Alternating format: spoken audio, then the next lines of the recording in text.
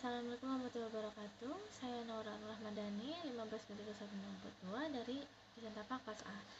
Jadi di sini saya akan menjelaskan sedikit mengenai materi minggu 10 sampai dengan minggu 15. Jadi pada minggu 10 ini kami membahas tentang softscape dan juga hardscape dari tapak. Di sini bisa kita lihat saya menggunakan beberapa softscape yaitu ada pohon terang besi, pohon rambutan, pohon palem, pucuk merah, blue plumbago, dan asoka.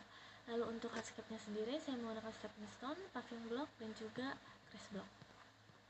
Oke, pada minggu 11 ini membahas mengenai potongan dari tapak. Di sini saya mengambil potongan samping, yang dimana pada bagian belakang itu memang sudah terdapat dinding sebagai pembatas antara tapak dan bangunan lainnya. Dan pada depan tapak itu terdapat drainase yang mengalir langsung ke drainase kota. Pada minggu 11 ini juga membahas mengenai situasi. Dapat kita lihat sendiri. Di sini simbol nomor 1 itu merupakan area tapak yang akan dibangun.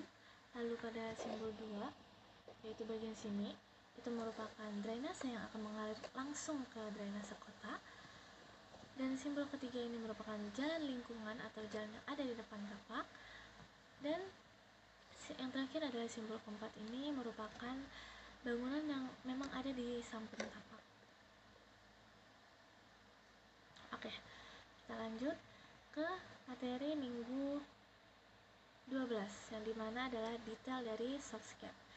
Nah, bisa kita lihat di sini saya menggunakan pohon terang besi, rambutan, palem, ada pucuk merah, lalu ada blue plumbago dan dua jenis semak, yaitu semak blue plumbago dan juga semak asoka. Hardscape-nya saya menggunakan paving block dan juga grass block 2 lubang. Nah, pada minggu 13 ini lebih ke detail dari hardscape-nya dan juga sirkulasi. Di sini tanah tebal itu merupakan sirkulasi untuk kendaraan, entah itu mobil ataupun motor. Lalu yang meliuk-liuk itu merupakan sirkulasi karyawan. Dan untuk karyawan sendiri itu dapat melewati pintu belakang yang dimana itu berada di pantry. Dan yang terakhir, garis putus-putus itu merupakan sirkulasi dari pengunjung. Nah, untuk perkerasannya atau hardscape-nya itu saya menggunakan stepping stone, grass block, dan juga paving block bermotif mata ikan. Maksudnya tulang ikan. Kita lanjut ke materi minggu 14, dimana ini merupakan air bersih. Jadi di sini saya menggunakan PDAM yang mengalir ke groundwater tank. Nah, setelah dari groundwater tank akan difilter dan mengalir ke seluruh bangunan yang memang membutuhkan air. Di sini saya menggunakan kapasitas 1000 liter. Lalu ada air kotor, yaitu dibagi menjadi 2, di mana ada black water dan juga grey water. Black water itu akan masuk ke septic tank dan grey water itu akan masuk ke bak kontrol. Dan setelah itu akan mengalir ke sumur resapan. Untuk detailnya, ini ada septic tank, detail sumur resapannya, lalu ada detail drainase. Setelah dari sumur resapan itu akan mengalir ke drainase kota. Gitu. Lalu di sini ada bak kontrolnya.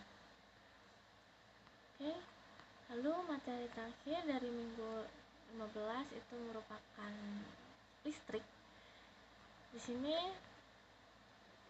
saya mengambil 2 jenis lampu, yaitu ada lampu TL1 1 strip dan lampu TL2 strip, dan yang terakhir adalah lampu LED yang bulat. Dan lampu TL1 itu senilai 20 watt dan lampu TL2 itu 15 watt dan lampu LED itu sekitar 10 watt. Nah, ini untuk hitungannya. Ada kategori pencahayaan ruangan, itu ada lampu TL1 itu ada di lobi berjumlah 6, dan lampu TL2 itu ada pada ruang kelas, ruang kelas 1, ruang kelas 2, ruang administrasi, ruang instruktur, dan juga ruang rapat. Jadi total dari semuanya itu berjumlah 15. Nah, untuk lampu LED yang bulat itu hampir semuanya kecuali ruangan-ruangan yang sudah saya sebutkan di atas tadi, dan totalnya berjumlah 27. Untuk stop kontaknya itu berada di seluruh bangunan kecuali di toilet, entrance, ruang wudhu, dan juga di janitor. Dan jumlahnya itu ada 19. Nah, untuk MCB-nya sendiri ini saya menggunakan MCB yang 60 ampere dan saya letakkan pada pantry. Itu karena ketika ada maintenance atau kerusakan,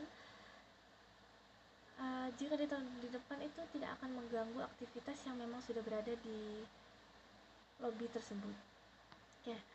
Dan untuk kabel sendiri ini saya menggunakan tipe kabel XLPE atau crosslink polysilicon.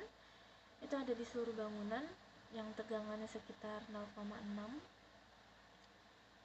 Lalu panjang kabelnya sekitar 100 sampai 200 meter dan diameternya sendiri itu 12 mm. Oke, sekian dari saya, itu saja yang bisa saya sampaikan. Terima kasih, kurang lebihnya mohon maaf. Wassalamualaikum warahmatullahi wabarakatuh.